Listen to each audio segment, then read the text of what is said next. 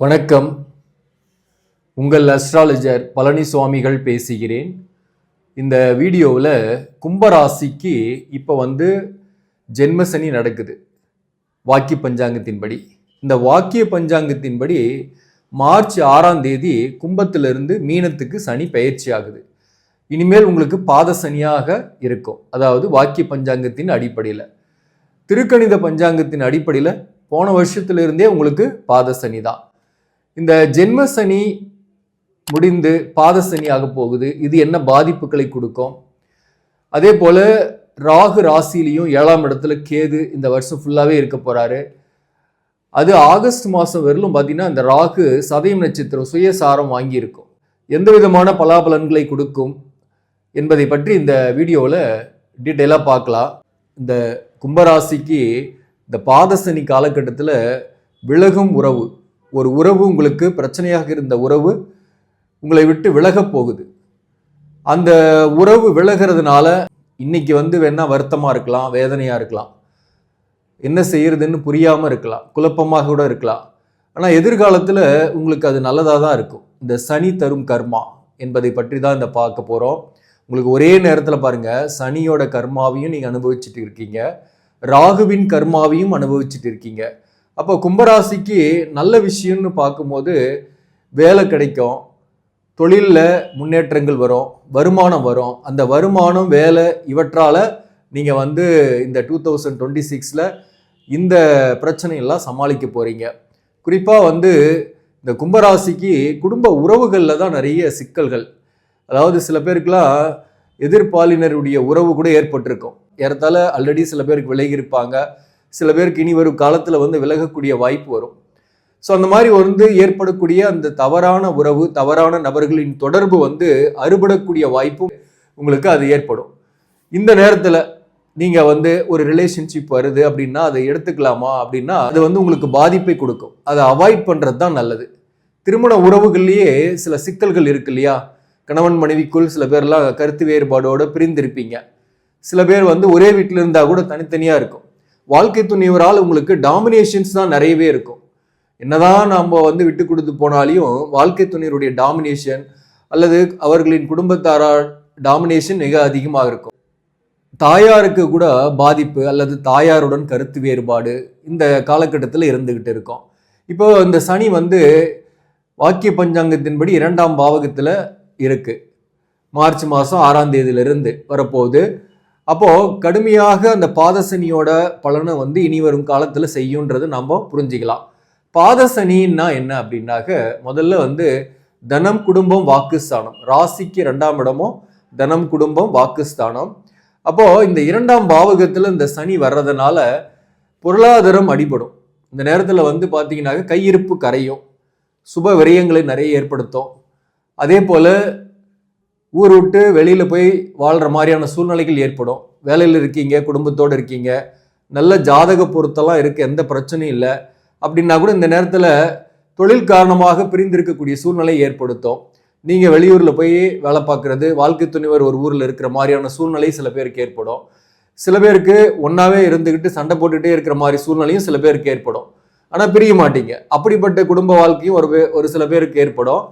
அதே போல் சில பேருக்கு தான் பார்த்தீங்கன்னாக்க வழக்குகள், பிரச்சனைகள், வெளியில் போகிறது, அதாவது டிவோர்ஸ் ஆகிறது, இதெல்லாமும் சில பேருக்கு ஏற்படும். டிவோர்ஸ் ஆகக்கூடிய வாய்ப்பும் சில பேருக்கு ஏற்படும். அது ஜாதகப்படி 2 பேருக்குமே பொருத்தம் இல்லை, கலஸ்தர தோஷமோ தார தோஷமோ இருக்குது, அல்லது ஒரு ஜாதகத்தில் செவ்வாய் தோஷம் வலிமையாக இருக்குது, இன்னொரு ஜாதகத்தில் வலிமையாக இல்லை, அல்லது செவ்வாய் தோஷமே இல்லைன்னு வச்சிங்களேன். அப்படிப்பட்ட ஜாதகத்தை இணைக்கும் போது பாதிப்பை கொடுக்கும். விதி விலக்கில்லாத செவ்வாய் தோஷம்னா விதி விலக்கில்லாத செவ்வாய் தோஷம் உடையவரை தான் இணைக்கணும். பரிகார செவ்வாயினாக பரிகார செவ்வாய் உடையவரை தான் இணைக்கணும்.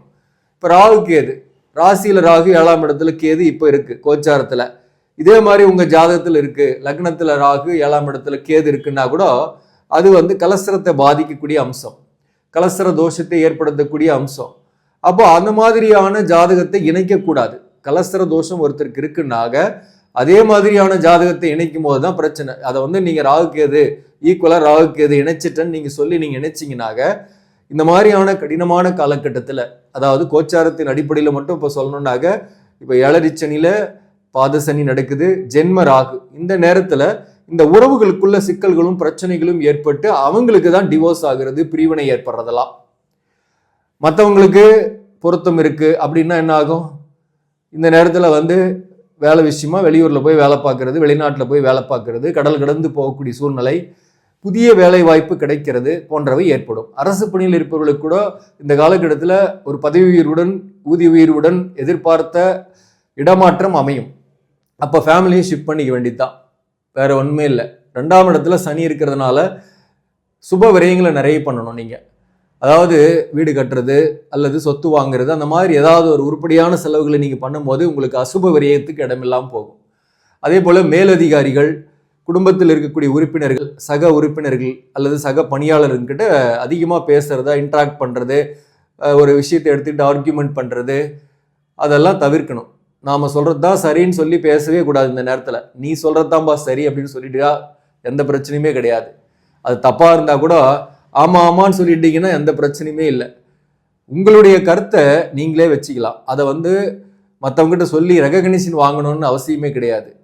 இப்போ இந்த ஆஸ்ட்ரோ லைஃப் கோச்சிங்கை பொறுத்தவரையிலும் பார்த்தீங்கன்னா, இந்த சேனலில் பிரச்சனை மட்டும் பேசாமல் அந்த பிரச்சனைக்குரிய ரெமெடிஸும் நம்ம கொடுத்துட்டு இருக்கிறோம்.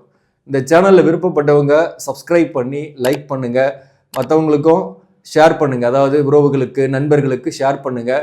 வேல்யூபிளாகவே இருக்கும் உங்களுக்கு இந்த சேனல். இந்த மாதிரி பாதசனி காலகட்டம், ராகு ராசியில் 7ஆம் இடத்துல கேது இருக்குது, ஜென்ம ராகு காலகட்டம். இதற்கு நம்ம என்ன பரிகாரம் பண்ணலாம், என்ன சொல்யூஷன் செய்யலாம் அப்படின்னாக்க, தாயார்கிட்ட ஆசீர்வாதம் வாங்கிக்கிறது. அதாவது ஒரு காரியத்துக்காக நீங்கள் வெளியில் போகிறீங்கன்னாக்க தாயாருடைய காலில் விழுந்து ஆசீர்வாதம் வாங்கிக்கிங்க. அது உங்களுக்கு ஒரு ரெமெடிஸை கொடுக்கும். அதே போல் வாட்டர் வந்து யூஸ் பண்ணுறீங்க துவைக்கிறதுக்கு, குளிக்கிறதுக்குலாம்னா அதிகமான வாட்டர் நீங்கள் யூசேஜ் பண்ணுறீங்கன்னு வச்சிங்களேன், துவைக்கும் போது இதெல்லாம் நிறைய தண்ணியை நீங்கள் லாஸ் பண்ணுறீங்கன்னா அவங்கக்கிட்ட கையிருப்பு நிறைய லாஸ் ஆகும்னு அர்த்தம். கையிருப்பே இல்லைன்னு கூட சொல்லலாம். அந்த மாதிரி இருக்கிறவங்க பார்த்தீங்கன்னாக்க கஷ்டப்பட்டுகிட்டே இருப்பாங்க. தண்ணியை யார் அதிகமாக யூஸ் பண்ணிக்கிட்டே இருக்கிறாங்களோ அவங்கக்கிட்ட பணமும் தங்குறதில்ல. பணம் தங்கணுன்னாக்க அதை லிமிட்டடாக எவ்வளோ தேவையோ அந்த அளவுக்கு யூஸ் பண்ணுங்கள். அடுத்தது உடற்பயிற்சி. உடற்பயிற்சின்றது வாக்கிங் கூட போகலாம்.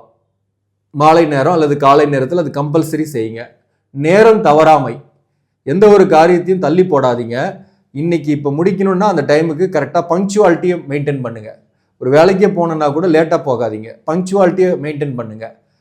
சனி பகவானை பொறுத்தவரை யாரை தண்டிக்கிறார் அப்படின்னாக்க, பேராசைப்படுறவங்க, பிறர் பொருளை அபகரிக்க நினைக்கிறவங்க, பிறர் மனை நோக்குபவர்கள், அதே போல் தேவைக்கு அதிகமாக ஆசைப்பட்டு சேர்க்கக்கூடியவர்களுக்கும் பாதிப்பு கொடுப்பாரு. அப்போ கொஞ்சம் தான தர்மம் செய்யணும். இல்லாதவங்களுக்கு, ஃபிசிக்கலி சேலஞ்சு பர்சன் அல்லது நோயாளிகள், அவங்களுக்கு ஆடை தானமோ உணவு தானமோ உங்களால் முடிஞ்சது வாரம் ஒரு முறை சனிக்கிழமை செய்யுங்க. அது வந்து செருப்பு கூட வாங்கி கொடுக்கலாம் இல்லாதவங்களுக்கு. அதே போல் இந்த எள்ளுருண்டை இருக்குது பார்த்தீங்களா, எள்ளுருண்டையை கூட நீங்கள் மாதம் ஒரு முறை இந்த சந்திராஷ்டமம் வரக்கூடிய நாட்களில் அல்லது ராசியில், ஜென்ம ராசியில் சந்திரன் வரும். இப்போ சதய நட்சத்திரம் நீங்கன்னா சதய நட்சத்திரத்தில் சந்திரன் வரும். அந்த மாதிரி நாட்களில் நீங்கள் காலண்டரை பார்த்து தெரிஞ்சுக்கிட்டு அந்த நாட்கள் எள்ளுருண்டையை வீட்டில் செஞ்சு நீங்களும் சாப்பிடுங்க. பக்காக்கும் நட்புறவாக இருந்தால் கொடுங்க. இதனால் வந்து உங்களுக்கு பல பாசிட்டிவிட்டி இருக்குது, பல துன்பங்கள் தடுக்கப்படும். அதே போல் பார்த்தீங்கன்னாக்க சனீஸ்வர பகவான் சிலைக்கு முன்னாடி எள்ளு தீபம் போட்டுட்டு வர்றது சனிக்கிழமையில், அதுவுமே உங்களுக்கு நன்மையை கொடுக்கும். இந்த நேரத்தில் திருக்கொல்லிக்காடு ஒரு முறை ஃபேமிலியோடு போயிட்டு வந்துடுங்க. அங்கே போய் பொங்கு சனி பகவானை வேண்டிக்கிட்டு வாங்க, தடைகள் நீங்கும். இப்போ திருமணம் ஆகலை, இல்லை வேலையை நான் எவ்வளோ ட்ரை பண்ணுறேன், வேலை கிடைக்கல, அரசு பணி படிச்சுட்டுக்கிறேன், எழுதுகிறேன், தேர்வு எழுதுகிறேன், ஆனால் ரிசல்ட்டே வர்றதில்ல, இப்படி தடையோடு இருக்கக்கூடியவர்களுக்கெல்லாம் வந்து இந்த மாதிரி திருக்கொல்லிக்காடு போயிட்டு வந்தால் பாசிட்டிவிட்டி கிடைக்குது. உங்கள் ஜாதகத்தில் இருக்கக்கூடிய ப்ராப்ளம் அப்படியே பிரதிபலிக்கும். வருஷத்தை பொறுத்தவரை ஜூன் மாதத்துலேருந்து வேலை தொடர்பான காரியங்கள்லாம் சிறப்பாகவே இருக்கும். புதிய வாய்ப்பு வரும், கடன் படக்கூடிய வாய்ப்பும் வரும். கடனை வாங்கும்போது அகலக்கால் வைக்கக்கூடாது. உங்களுடைய தகுதிக்கு தகுந்த மாதிரி கடன் வாங்கி வீடு கட்டுங்க, அதற்கு தகுந்த மாதிரி திட்டம் போடுங்க. தொழில் ஆரம்பிக்கலாமா, சொந்த தொழில் ஆரம்பிக்கலாமான்னாக இந்த காலகட்டத்தில் உங்கள் ஜாதகத்தை பார்த்து முடிவு பண்ணுங்க. ஆனால் அவாய்ட் பண்ணுறது நல்லது. குறிப்பாக இந்த டிசம்பர் மாதம் வரை அவாய்ட் பண்ணுறது நல்லது. அடுத்த வருஷம் 2027 நீங்கள் அதை பார்க்கலாம். இருக்கிற தொழிலை விரிவுபடுத்துறது கூட வேண்டாம். இருக்கிற தொழிலை சிறப்பாக இன்னோவேட்டிவா முதலீடு போடாமல் புத்தியை போட்டு செயல்படுத்துங்க, சக்ஸஸ் ஆவீங்க. அதே போல் வேலையில் இருப்பவங்க ஹார்ட் ஒர்க் பண்ணுற மாதிரி தான் இருக்கும். மற்றவங்க கிட்ட இன்னொருத்தரை பற்றி விமர்சனம் பண்ணுறது இதெல்லாம் தவிர்த்துடணும். யாருக்கிட்டையுமே வாக்குவாதம் செய்யாமல் இருக்கிறது இந்த காலகட்டத்தில் நல்லது. இதெல்லாம் வந்து ரெமெடிஸ். நேர்மையான பாதையில் எவ்வளோ பணம் வருதோ அதற்கு மட்டும் திட்டங்கள் போட்டு நம்ம வாழ்க்கையில் வாழும்போது அசுப செலவுகள் இல்லாமல் போகும். இந்த ஜென்ம ராகு வந்து 7ஆம் இடத்துல கேது இருக்கிறது என்ன செய்யுதுன்னாக்க இந்த பிரிவினைகளையும் டிட்டாச்மெண்ட்டையும் ஏற்படுத்துது. ஒரு குழப்பத்தையும் மன அழுத்தத்தையும் ஏற்படுத்துது இல்லையா? அந்த குழப்பம் மன அழுத்தத்துக்கு குறிப்பாக வந்து ஒரு பெரியவங்களுடைய அறிவுரையை கேட்டு எந்த ஒரு விஷயத்தையும் செயல்படுத்துங்க. சான்றோர்களின் கருத்து கேட்டு செயல்படுத்துங்க. அதே போல் நீங்கள் திருவண்ணாமலை கிரிவலம் போது மேக்சிமம் பார்த்தீங்கன்னாக்க அங்கே ரமண ரிஷியோட ஆசிரமம் இருக்குது, யோகிராம் சுரத்குமார் ஆசிரமம் இருக்குது. இந்த ஆசிரமங்களில் போயிட்டு கொஞ்ச நேரம் மெடிடேட் பண்ணுங்க. மகான்கள், வாழும் மகான்கள், சன்னியாசிகள், ஞானிகள் இருக்கிறாங்க, அவங்ககிட்ட முடிஞ்ச ஆசீர்வாதம் வாங்கிக்கிங்க. இந்த குழப்பங்களும் பிரச்சனைகளும் தீரும். அதே போல் இந்த ஜோதிர்லிங்கம் நிறைய இடத்துல இருக்குது. காசி விஸ்வநாதர் கோயில் ஒரு ஜோதிர்லிங்கம் போது இந்த ஜோதிர்லிங்கம் போய் வழிபாடு செய்யும் போது உங்களுடைய குழப்பங்களை தீரும்.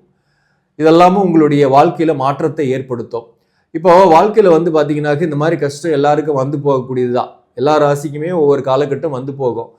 அதாவது 30 வருஷம் வாழ்ந்தவரும் இல்லை, 30 வருஷம் தாழ்ந்தவரும் இல்லைன்னு ஒரு பழமொழி இருக்குது. அந்த மாதிரி எவ்வளோதான் நீங்கள் வந்து தோல்விகளை இப்போ சந்திச்சாலையும் ஒரு நாள் வெற்றி வரும்ன்ற நம்பிக்கைகளை நம்ம மனசுக்குள்ளே என்றைக்குமே விதைச்சி வச்சிருக்கணும். எதை இழந்தாலும் நம்பிக்கை இழக்காமல் இருந்தீங்கன்னா வாழ்க்கையில் வெற்றி என்பது தானாகவே உங்களை தேடி வரும். இப்போ கடன் இருக்குது, வேலை இல்லை, வாழ்க்கை துணைவரால் தொல்லை, பிரச்சனை, குடும்பம் இல்லை அல்லது குடும்பம் அமையல, கல்யாணம் ஆகலை, எல்லா பிரச்சனைக்குமே முடிவு என்பது கண்டிப்பாக இருக்கும் உங்கள் ஜாதகப்படி. அது பாசிட்டிவாகவே முடியறதுக்கும் நிறைய வாய்ப்பு இருக்குது நீங்கள் நம்பிக்கையோடு இருக்கும் போது. அவநம்பிக்கையும் சந்தேகமும் நம்ம மனசில் இருக்குனாக அது நெகட்டிவாக அமையும். அந்த மாதிரி நேரத்தில் நாம் எடுக்கக்கூடிய முடிவுகளும் தவறாக இருக்கும். அவநம்பிக்கையோடையும் சந்தேகத்தோடையும் ஒரு முடிவை எடுக்கவே கூடாது, ஒரு செயலை பார்க்கவே கூடாது. இந்த ஆஸ்ட்ரோ லைஃப் கோச்சிங்கை பொறுத்தவரை நான் ரெமெடிஸ்க்கு தான் ரொம்ப இம்பார்ட்டன்ஸ் கொடுக்கக்கூடிய சேனல். அதனால் இந்த ஜென்மக்கு எதிராக இருக்குன்னாக்க நீங்கள் வருத்தப்பட வேண்டாம், குழம்ப வேண்டாம், தெளிவாக இருங்க. தவறான நபர்களோடு உறவாட வேண்டாம், தள்ளி இருங்க. சொந்த ஊர்லேயே இருக்கணும்லாம் கிடையாது. இந்த நேரத்தில் வெளியூர், வெளிநாடு, வெளிமாநிலத்தில் ஆப்பர்ச்சுனிட்டி கிடைக்குதுன்னா தைரியமாக போங்க. அங்கே போனீங்கன்னா இந்த பாதிப்பு இல்லை, பணம் வரும், முன்னேற்றங்கள் ஏற்படும். அதே போல் உங்களுக்கு இந்த சனி வந்து 2ஆம் இடத்துல இருக்கிறதுனால முழுக்க முழுக்க கெட்டதையே தரமாட்டார். ஏன்னா குருவோட வீடு, பாதிப்புகள் என்பது கொஞ்சம் குறைவாக தான் இருக்கும். ஜென்ம சனியை போல கிடையாது. இப்போ ஜென்ம சனின்றது தலை மேலே பாரத்தை வச்சுட்டு இருக்கிற மாதிரி, பாத சனின்றது அந்த பாரத்தை இறக்கி கால் மேலே வச்சுட்டு இருக்கிறீங்க. தலை மேலே வைக்கிறதுக்கும் கால் மேலே வைக்கிறதுக்கும் வித்தியாசம் இருக்குது. அதனால கடுமையான பாதிப்பு வந்துடும் அப்படின்ற எண்ணங்கள் வேண்டாம், சமாளிப்பீங்க. நான் சொன்ன சில டிப்ஸை மட்டும் நீங்கள் ஃபாலோ பண்ணுங்க, நிச்சயமாக வெற்றி அடைவீங்க. நன்றி, வணக்கம்.